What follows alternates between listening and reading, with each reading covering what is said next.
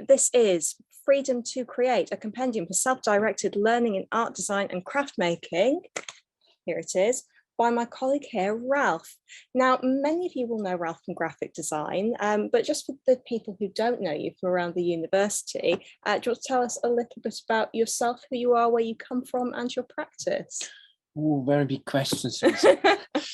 Well, first of all, thanks for the hosting of the event. That's okay. It's fantastic. Happy to be here. That's brilliant. So, okay. So, in a nutshell, my background is in graphic design, visual communication design. I have a long history. I'm not 20 anymore, which is evident in many ways. So, kind of like coming from visual communication, and then I developed an art practice, which was pretty much in the beginning of the millennium. And I created a huge body of work there. Did a master's in contemporary art practice at the Bern University of the Arts in Switzerland. And just about like gone into my 5th year of my doctoral studies, changing universities, which I'm now at Westminster University doing a PhD by published work in visual arts. So I have kind of like my practice is in the fine arts, and my teaching is in graphic design. And this works quite well for me. And because they really nicely inform one another and feed into each other as well. I guess that's a nice little nutshell. Yeah, that's really interesting. And you've got so much diversity in what you do and the things that you look at, which is really interesting, and I think feeds through into the creation of this book. I think so. I think it did, yes, I hope so, at least. But of course, it's the audience who is then the judges. As we need. They are the harshest critic. That's how it's supposed to be. So let's talk about the book. So this was published this year. Mm-hmm. What inspired you to write this book? The inspiration was kind of like, I mean, it was still the pandemic, but there was like the bad pandemic bit, the lockdown and everything. So the whole pressure was on, and the whole kind of like fear moment, you know, like we are going to die, and, you know, all this thing. I remember that bit. Yeah, kind of like hit me a little bit. And then I kind of like thought like, well, of course I was not hoping, I'm still not hoping that that'll be the case soon. Yet, if you know, we all come towards at that point sooner or later in our life, that's just a human thing. And then I kind of like thought, what if, right? If I'm kind of like have to go, and what is kind of left then after that? And there was the time where, you know, you saw like these big tents in the suburbs of London being put up for the, you know, like the improvised morgues and stuff like this. Mm. So was going like, oh, yeah, scary times. Yeah, scary times. And so instead of like, you know, if having a fear, instead of like running away or hiding and protecting yourself in a little shelter, I thought like, I make something out of this. I use that energy and put something out, and they're kind of like ideas which were floating in my head for many years, and but that kind of like that emotional pressure which I felt, I kind of like channeled those ideas into the book, and wanted to make something positive and constructive out of that, you know, emotion. I think you definitely did that with this book. The book's very different, I think, from a usual art study guide. I get a lot of those kind of things coming through my hands working here in the library. A lot of that kind of thing gets published. Yours is completely different from anything I've seen come out at all. It's more of a work of art in itself. It's very beautiful to look at. It's a very designed work. You've also made several artist books in the past that we have with us on the table today, and we hold in our special collections in the library. Can you tell us about your other books and how the experience of creating those artist books informed this work? Mm-hmm.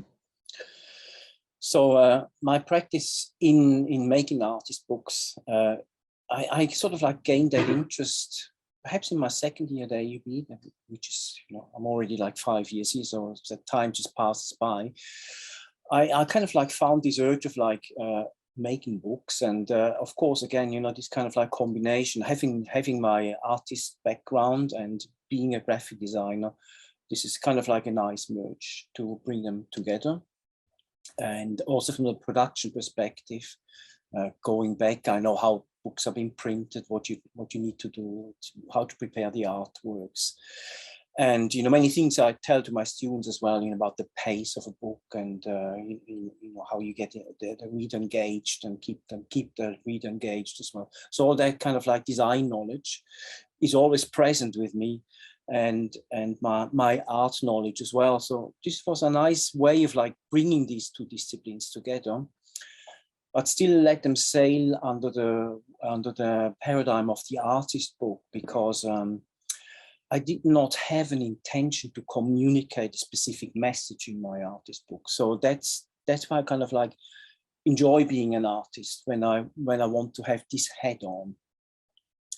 So after been doing, I think I've done 15 artist books by now, if not more. We've got, how many do we have here?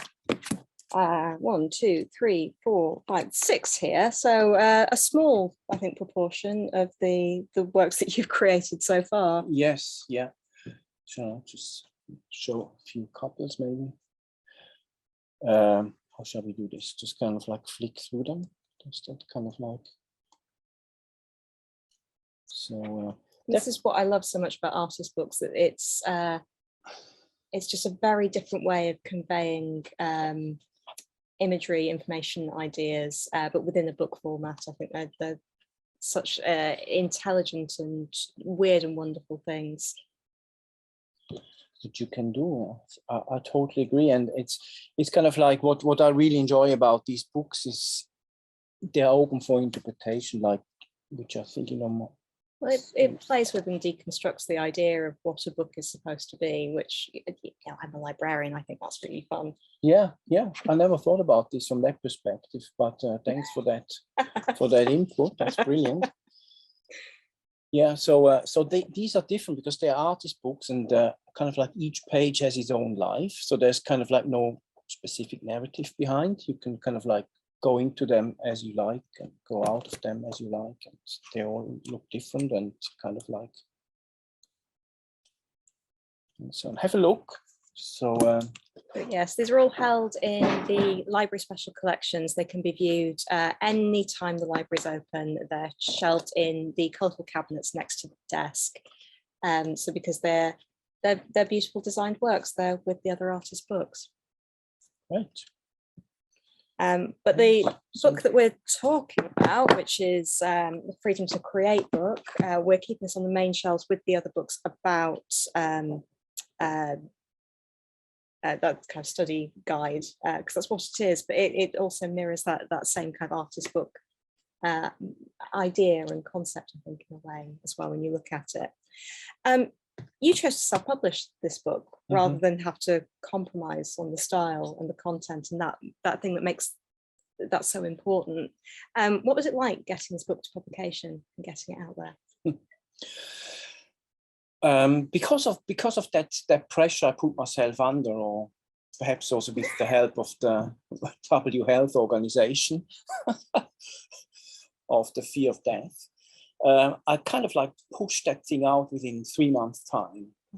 I was quite surprised myself.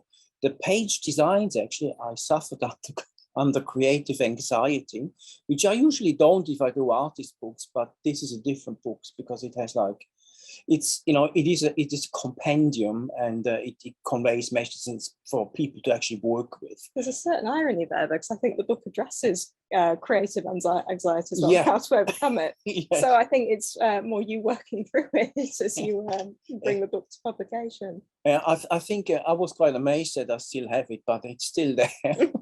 And it put me under the pressure again, that's kind of like channeling a negative energy into doing something hopefully constructive with it. And yeah, so I wrote the book by myself, so everything is done, each single visual element I've created from scratch, so there's no stock photography in there, nothing. So each page is a blank canvas, and the text as well. And I asked somebody to proofread it, so that was an external company, because I wanted to get the language right. Nothing worse than having a typo in a book like this. So that should be fine as well. And I kind of like thought at the beginning, why self-publishing? Because you reach a great audience if you publish it by a publishing house, obviously. So I kind of like toyed with this idea of like going to a publisher and searched a couple of days on like appropriate houses, found a Dutch publisher, which it would have, I think it would fit quite nicely in there. It was about critical pedagogy, it was about design and art education in a wider sense. And I approached them and they asked me to fill out a form like they all do. So I had to do the market research by myself and so on, as most of them do nowadays. And so they had those information and a few design pages as well, because I was in the process of making the book, gave them a few PDF sample pages, so they should have like good basis to decide. I haven't heard anything from them for months. And I thought, well, okay, if you think you want to let me wait, I'm not waiting.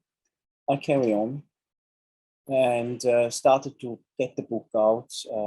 I've done it with Blurb, like all my other artist books. And I almost have like a personal relationship to the production equipment there. I know how to print the works, how I can push the files, so the colors are coming out, the paper qualities, because I've done so many books with them already. So I had like quite a nice control over the production process. And the more I created those pages and the content evolved, the less I was thinking about these publishing houses and so on. And then suddenly, after like 2.5 months, I got an email from them, from one of the boards of editors, saying, unfortunately, blah, blah, blah, we have to be careful with our publishing, whatever, you know, what we get out.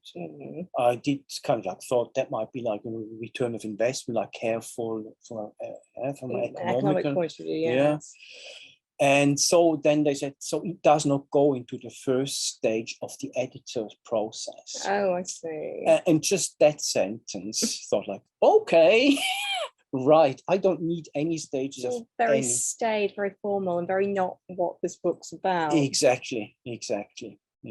So, so I kind of like turned my shoulder against that whole idea and pushed it out the way it is now, and I made it as accessible as possible. I think to its great benefit, as I was saying, it's very unlike anything else that's on the shelf downstairs with the other books that are about arts education. It stands out because it is just so different and comes at it from a completely different angle, and a very student-focused angle as well. Okay. Yeah, I mean, it is a self compendium for students and professionals as well. So. So I'm actually, I feel quite good that it's hosted here in the university's library as well, where I obviously work, and you know, and sort of like the ideas. Hopefully, you know, students can pick it up and find their ways through their own, you know, questions they have, and yeah. But so obviously it's on the shelves here at the university, can be borrowed by students. The book's available in hardback and paperback to be purchased, but it's also available entirely for free online as a digital download. So anyone joining us this evening can have a free copy of this book. Why is this book available for free?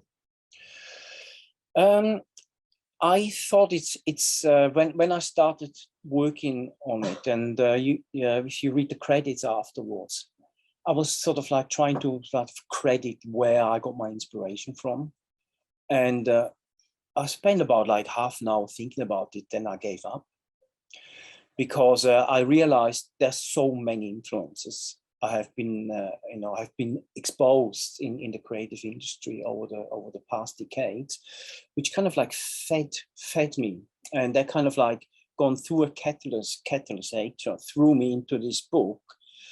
So this is kind of like, you know, a gesture of like giving back to the creative community, and in a sense, I almost felt guilty to make any kind of profit out of it. So it is, again, you know, that incredible riches. I mean, just if I spend an hour in this library here, which I absolutely enjoy and love, little advertisement for Thank you. the place. Yeah. It's full of inspiration. It's so many ideas in here. People are doing works, they're writing about ideas, they're making things, and they're giving it out, and that gesture of like, just like giving back, I really felt this urge, and that's the reason why I said no, there's no price tag on this one. I think that's absolutely brilliant sentiment, and I would urge absolutely everyone who's joining us this evening to download a copy of the book. You can find it linked from the library catalogue, just search for Freedom to Create, or you can find it from Ralph's own website. Would you like to show the people watching at home a little bit about what's in the book, what they can see, what the pages look like? I believe you've got something lined up. Yes, we can do that. Yeah, we're doing a screen share session. Cool. All right, so that's the title, obviously the title page of the book. I'd like to say a couple of words about this title. When I showed this the book to my son, who the book is dedicated of, he's 13 years old. He said that the title already reminds him that it would be on the New York Times bestseller list. So I don't know where he's got his sense of humor from, but I think it was brilliant. I kind of like thought about this then, and it is obviously a grand title, and I thought the more I think about this, I think the book deserves it, because if it's not about me writing this grandiose book, but it's about the reader who actually finds her or his own freedom to create. So that's actually where the title really sits, and not above my name, which it is literally on the book. And I think, I was really trying to keep this empowering the reader to actually work with the book for themselves, with themselves. So that freedom is really like a given thing, kind of like giving it out. And you know what? Sometimes grand titles are quite all right. I think they attract attention, and I think sometimes you have to put it out there. Yeah. I'm reminded of the Dave Eggers book, A Heartbreaking Work of Staggering Genius. Right. I remember that. Yes. That's interesting in a modernist context. Very good. Very good. Let's deconstruct this idea. Okay. And perhaps go into the book a little bit. So the book's design is, as Susan already said, I wanted to give it a personality, and this is not kind of like my personality. I didn't want to say like how grand I am as a designer. It was because it's such a subjective book, in a sense that the reader should, or is invited, I would say, to identify herself with the content, that I always wanted to give the visual language of the book almost like a personality as well. So like, one personality speaks to another one.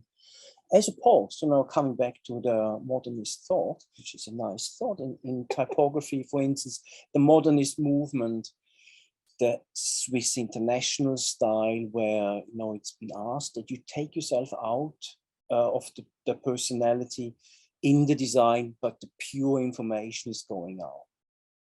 I was playing with this idea at the beginning, which would have been another approach. Yet then I thought, I don't want this, because it's not a generic book. It is a personal book. But again, it's not a personal book because I made it, because you are reading it. That's kind of like the conceptual idea behind. And therefore, there's some problems with the readabilities. You can read it. I was really pushing it on certain pages to the absolute maximum. By the way, there's also a version on issue.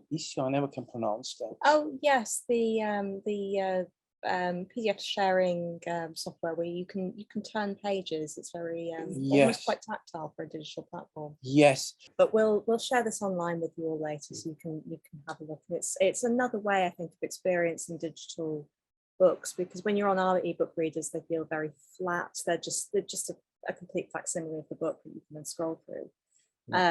So it's with issue or issue, however you pronounce the platform's name, it gives you that very page-turning book experience, which feels, I think, a bit more real.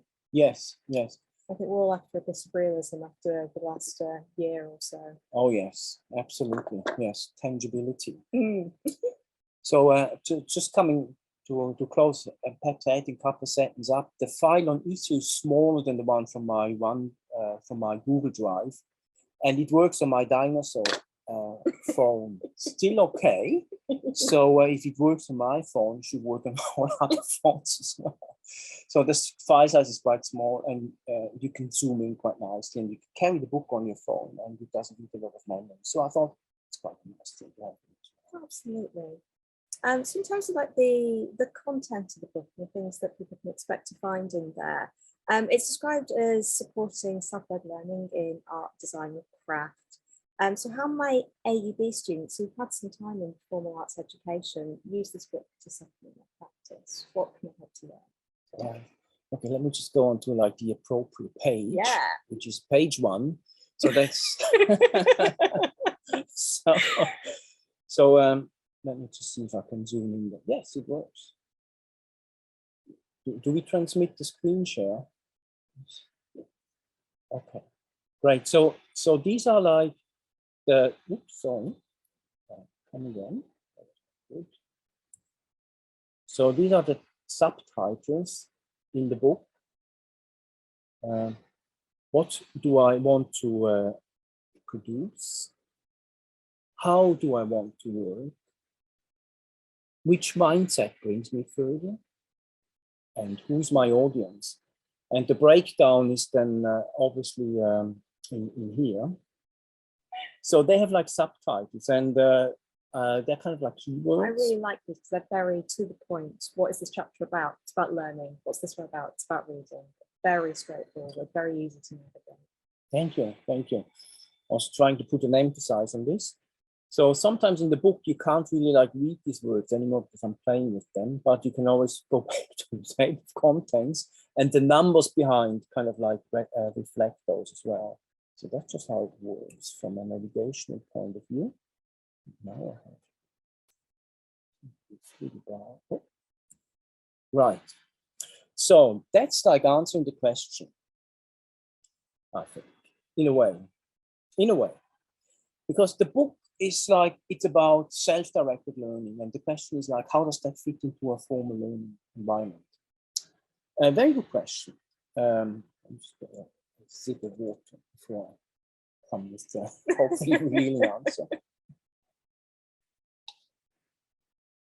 So basically, I mean, we all come here. I'm a student, and now then a PhD student. And I think we're all students forever. We're all students. And kind of like ironically, this book is about self-directed learning. The person who supervises my learning's title is called the Director of Studies. I can live with this. I think it's totally cool because whatever helps me guiding my process, I'm grateful for. So like, if I again look on my doctoral studies now, I have like a framework. I have to fulfill an institution's requirement to get my degree. That's in each formal education case. And I've chosen to do that in my case. So our students choose to do that. So yeah, that's on you. And within this framework, within this setting, we have a lot of freedom to kind of like, how do we position ourselves? For instance, what I like, what Marion Morrison sometimes says to the students is like, create your own curriculum. And I think this is a really nice key moment to think about. It is not kind of like a tick box thing to do, if you like, in a form, certainly not at AUB, because you come out with a unique portfolio at the end, with the graphic design discipline, which is so tremendously broad. Where you can find your foot. Do you want to become an animation designer? Do you want to become an information designer? Do you want to become a prop designer? And whatever is in between, and whatever you can imagine, which is related to this broad field of profession. So these decisions, they all relate to you, kind of like, and this kind of like goes back to this prompt, this affirmative prompt, which all my these pages start, asking yourself, define how much of yourself do you want to put into your work, and that is as applicable as you're like in a formal education or outside of a formal education. This is a question, I think, which I always keep asking myself all the time, permanently. And by actually using the book myself all the time, I really see like the relevance of these things as well, quite impressively, I must say, without like patting on my shoulder. I kind of like, again, I really want to take myself out of this. It's kind of like feeling almost like a catalyst that's just gone through me, and it's now in the book. I love that you're saying that you use the book yourself for your own work and your own practice, even though you wrote it. Technically, all that information should just be there distilled in your mind. But you're still using this book as a conduit for that kind of work and that kind of inspiration, which is really interesting. Absolutely, because these questions also they are, for me, they are so inspiring, and they also always change. I give myself an answer, for instance, on that question down here: how much do I bring myself into my work, and how much do I take myself out of my work with each and single activity I do? Whether this is like even in my academic practice, if I deliver something to students, what is it? What is it? This question is always relevant. Do I make artist books? What kind of artist books? Do I make video artworks? Am I writing a dissertation? And how much information is in the dissertation, which is in a bigger context? How much autoethnography is in there? So that's always like a question which I always negotiate whenever I do a creative activity, and that makes the book for me so exciting to work with, because I never run out of answers, because they change all the time. So, for instance, the second one about you is like, how decisive is a trademark approach for me, like a style, a philosophy, a medium that my audience can recognize. So in other instances where I presented the book, I took this analogy of music, which I thought is quite interesting, particularly with the human voice. So if you think like the fascinating phenomena that we all have different voices, everyone on this planet speaks differently, and you can identify the person with her voice. And that goes back in the past and in the future as well. This is a tremendous, amazing sort of like insight for me. And if you think about famous musicians, I used Kurt Cobain previously. Let's go and talk about Pavarotti, for instance, just to change the styles a bit. Bit different from Kurt Cobain, but I'll bite. Go on. Yeah. Greetings to our opera friends. Yeah. So his voice, he just needs to sing like one or two vocals, and you can totally know it's Pavarotti, Gianni Pavarotti, with his voice. So answering this question, of course, is totally relevant here. Pavarotti wouldn't be Pavarotti if he wouldn't have like his trademark, his voice as a trademark, which he doesn't need to actually artificially create, because it's like part of his existence as well, which is fascinating. So what's the other extreme again? So if you think you play in an orchestra, right, in like a symphony orchestra, stay in the classical world for the moment. Mm-hmm. Yeah. I don't know how many instruments, let's say about 67, 70 people playing like in a big orchestra. Everybody plays an instrument. Let's say the oboe section, right, or the violin section. I don't think it's particularly appropriate that one of these violinists suddenly in the middle of whatever a Beethoven piece, a symphony, would go like, right, I'm going to show off how brilliant I am now with the violin. because they will kind of like completely knock out the whole It would orchestra. derail the whole piece. Long faces, audience will go like, what the heck is going on now? So again, you know, in that context, that question here, the trademark approach is like you take yourself out because you want to sound great as an orchestra, not as an individual. These are like two extremes, and again, you know, I'm a visual artist and a graphic designer. It's like transporting these questions into another discipline. It works, and you can do this really with all. We can talk about dance, everything which we offer. You know, there you do. I suggest, you know, it'd be interesting to have a go. I had to chat with Willem about that, working in architecture, and we made some parallels into architecture. And he said, "Yeah, we're really interested to try that out with my students as well." No, I think creativity is such a broad concept. It applies to all of us, no matter what discipline we specialize in. I think there's certain issues that we all confront, things like creative block, which I know that this book addresses how to overcome as well. There are these things that happen to all of us at any point when we're trying to produce creative work in these disciplines, and I think that gives this work a very, very broad appeal. I think it works. I'd love to see it like in a theoretical perspective, talking about it. It does work. I'd be really curious if like colleagues actually give it a go, and see what actually, if it actually true. Oh yeah, feedback, guys. Yeah. I don't have any more questions for you, Ralph. I don't know if there's anything else you want to highlight about the book before we turn it over to the floor and ask everyone here if they have any questions for you. Perhaps you know, you addressed it again, the creative block, because that was in the announcement as well. Yes, it was. I did. I put it in there. I think false advertising. I think we have to give the audience the answer thereof.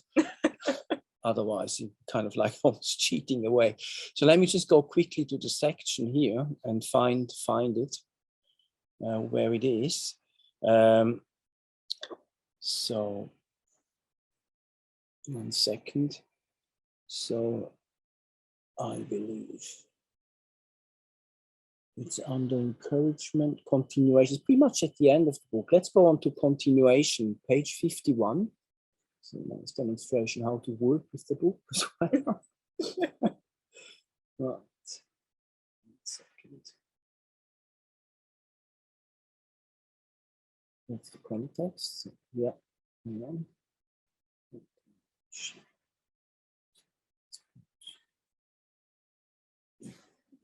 It's the PDF number is not the same as.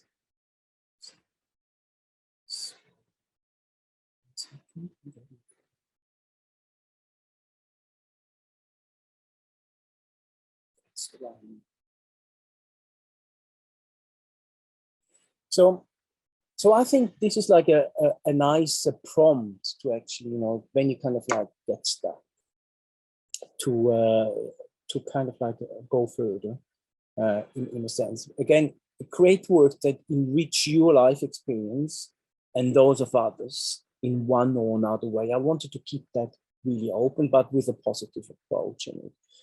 In terms of like an enrichment, to give something out is like an enrichment, obviously, and it's a positive act.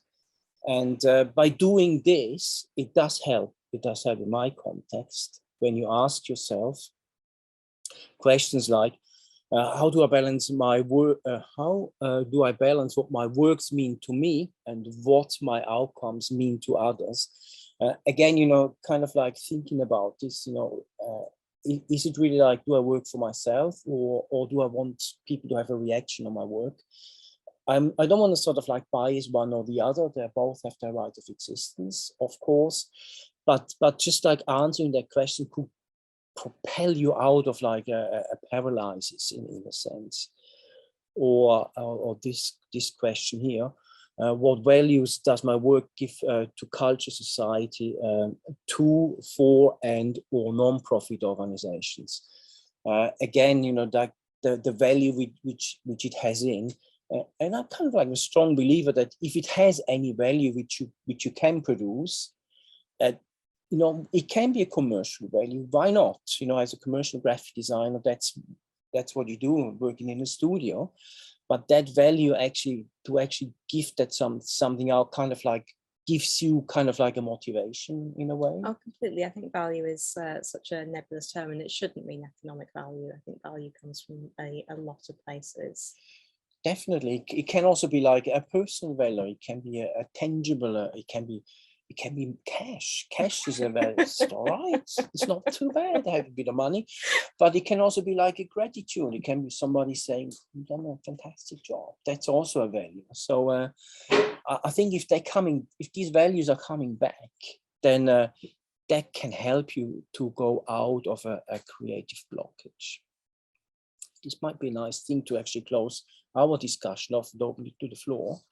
So how do I identify educational, inspiration, motivation, enjoyable or critical aspects in my work? And how can I make those best accessible to an interested audience? So again, you know, when I ask myself these questions, and then I find an audience, perhaps in this context, you know, having this book launch is kind of like answering that question in a way quite nicely. Yeah, I think so. Nice. Yeah. Well, we kind of found a nice little point there. Just want to stop the screen share. Yeah. And we'd like to open this up to you guys on the floor now. Feel free to unmute your mics, or if you're shy, pop your questions that you have for Ralph in the chat. We would love to hear from you. Yeah, you can also turn the cameras on if you like. Okay, Dan. Yes. Hi, Dan. Hi guys, how are you? Thank you for that. That was great. Hiya. Great to see you. Thanks very so much. much for joining us, Dan. Thanks. Not at all. It's great. It's brilliant. Thank you. I just caught one of the titles in there, gratitude, and I was sort of fascinated. Some of the others I could sort of see where it was going. I wondered about gratitude. What was that? Was it to predecessors and the wider history of design, or is that? Let me just consult my own book. I was sort of fascinated by it. Yeah, I love this idea of gratitude. Maybe gratitude for being able to create work, or gratitude to design in general. It was a sort of. I agree with that. I think as creative people generally, I think we're very fortunate to be as we are. Yeah, exactly. Oh wow. So that's the gratitude page. Wow. Excellent. I can read a little bit. So basically, the prompt in here is like, be thankful for be thankful for whatever you learned, whatever you created, that brought you a step further. Again, you know, it's the you in the center. And then ask yourself, what have I learned in the past that I can be thankful for? Wow. Who and what brought me a step further in my process, and I'm proud of that. And the last question here is like, what have I created in the past that I can be grateful for? I think that's again, you know, if you're like in a creative gridlock, and if you're like seriously sitting down, perhaps with a Zen meditative head on, or pseudo Zen, if you're not believing in this part of like philosophy, then that kind of like, you know, could give you, it does work for me, I think. So I think that's a wonderful tip. I think that's again very different from anything else that you're going to get in these sorts of guides. I don't think anyone else is telling you to look at it from that perspective. Just an interesting point, Suzy, because I was trying actually, I'm trying not to be like criticizing, I was not trying to tell people to do that, but I was asking people to ask themselves. And this is this is quite an important moment in the book, because as you said, there are so many books which actually tell people what to do. This book actually asks people to reflect upon themselves, and I strongly believe that the answer is in oneself, and that doesn't matter whether you are a professional, an academic, or a child, indeed, or somebody, you know, is 90 or something like that. Really good point. That makes sense. Is that answer your question, Dan? Yeah, that's great. Thank just had you. a chat about that. No, that's great. Thanks, Ralph. And I was just quickly going to ask, the hard copies, where can one purchase one of these? Is it through the library, or are they? So we have a couple of copies that we will loan out, as we do in libraries, but I believe if you wanted to purchase one of your own, it's from Blurb, directly from the publisher, so not available through Amazon. Although the Kindle version can be downloaded from Amazon if you use such a device. Okay, brilliant. Thank you very much. Thank you, Dan. So we've got a question here in the chat from Ethan, who asks, how have you gone about translating a topic you're interested in into your zine? I have a bunch of different concepts in my head, but getting onto paper is the hard part. Very true. Also, I want it to be done right now. Any advice for Ethan? Just go for it. do work, do work. I think, again, this is kind of like the continuation aspect. If you kind of like sit still, ask yourself, what can I do? Let me just get the continuation page up there again. Continue working, create works that enrich your life experience and those of others in one or another way. I don't want to give you a specific answer.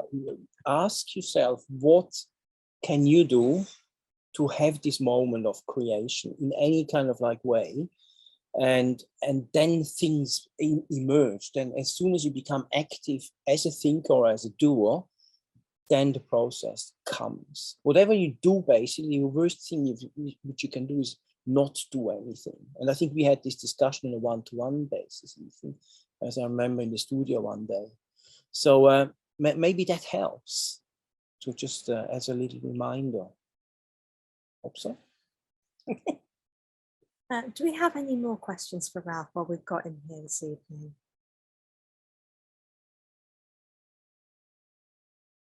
Don't be shy.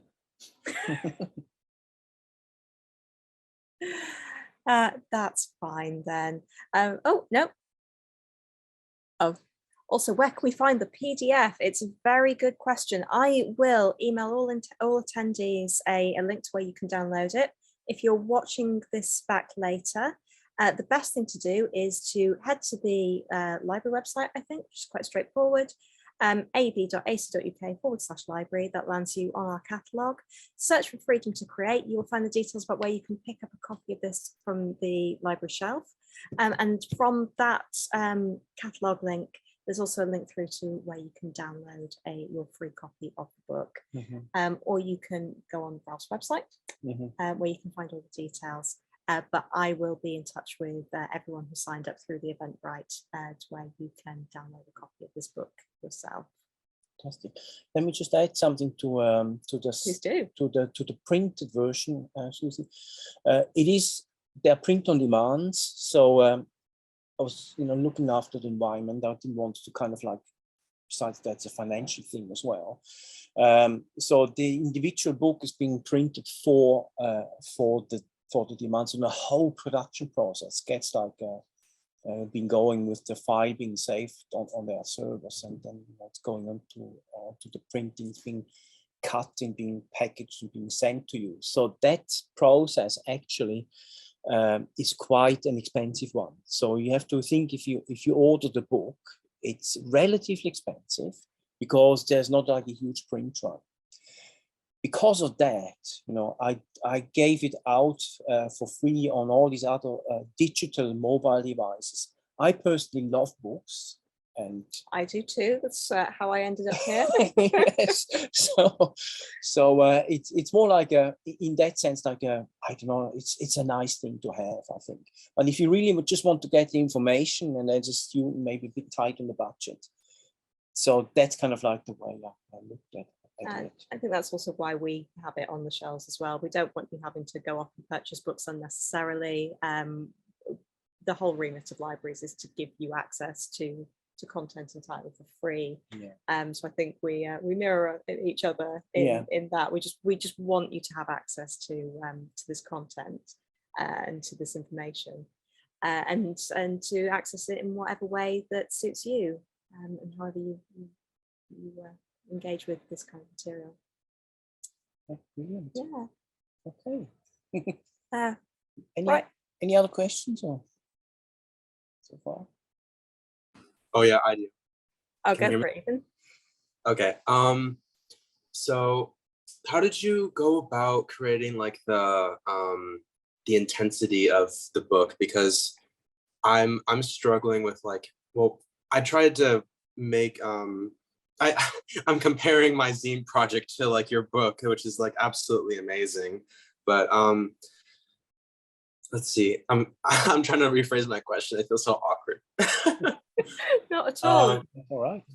So what I'm trying to do right now is create like an apex, or like find, you know, the most important part of like my project. And I don't know if like that's the right way to go about it.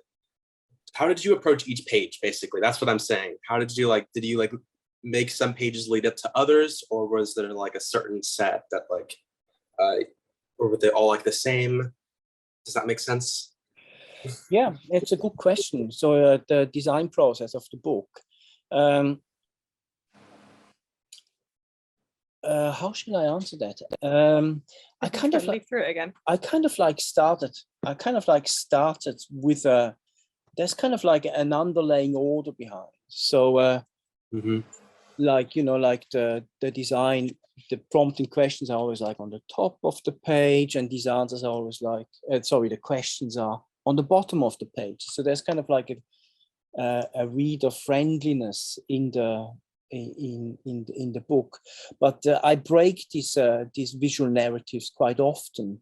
For instance, here, kind of like just completely go out of it. And but I had it like in black and red. So that's kind of like some kind of like, you know, I had like constants and variables. I talk with constants and variables quite more often than before these days. So perhaps, you know, like the constant is like the black and the red, which is a constant, and the variables is like the pace in the book, and there's kind of like a structure which I break occasionally. But I did not have like a master plan before I was doing it. I kind of like created each page as I got on. And when I bored myself, I didn't want to have a repetition in it. You know, that's where kind of like my creative anxiety came in. So by having this, I pushed myself to do something different than the previous pages, because that's kind of like my own challenge. And I think I succeeded there more or less. Does that help a little bit, Ethan? Yeah, it does. I just had to write it down. So also my last question is, did you go back and redo any pages after having done some in the later on? A very good question here as well. Actually, mostly I didn't. Some of them I thought they really sucked. I thought, no, I can't do that. It's really bad. So I started them from new again. But there are only a few of them. I kind of like, you know, baked the cookies, and then I kind of like took them out, and then kind of like they're finished as such. So that struggle to get it out and to meet my expectations was on the individual spread, and then I trusted myself. They were there with that kind of like vague visual idea of like how the whole book could look like in the back of the mind, but not being defined like how it looks like, if that makes any sense. I know I'm really ambivalent there, but that's kind of like trying to put words into the process. Does it make any sense? Yeah, I think I got it. Right. We can have a deeper discussion in the studio one day. Yes, happy to go Thank you. more into it.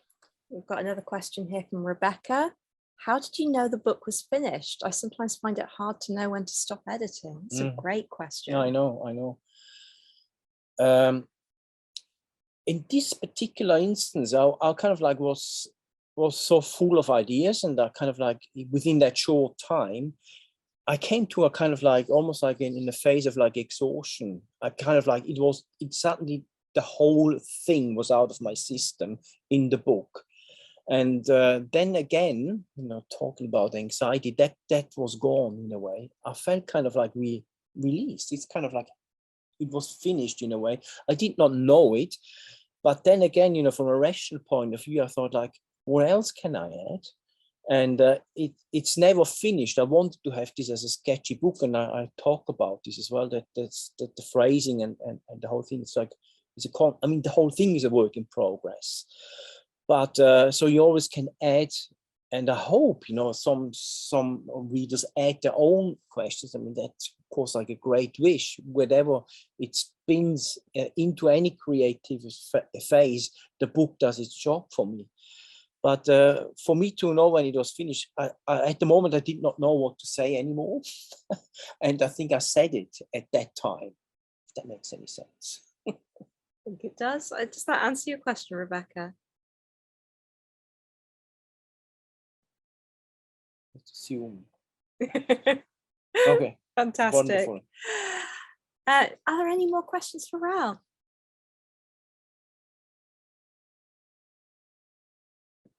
Right then, I think we'll leave it there. Thank you so much, everyone, for joining us this evening. It's been really wonderful, I think, doing this. Thank you for coming along as well. It's Thanks. really lovely hearing from you and hearing about the book. Thanks again for the kind invite and hosting this launch. It Well, was happy to have you, and we're looking forward to the next one. Oh my God, the pressure's on her. Don't put me under great things on it. I'll be in touch soon with the links for the download and other information. And as ever, all of Ralph's books are available in the library.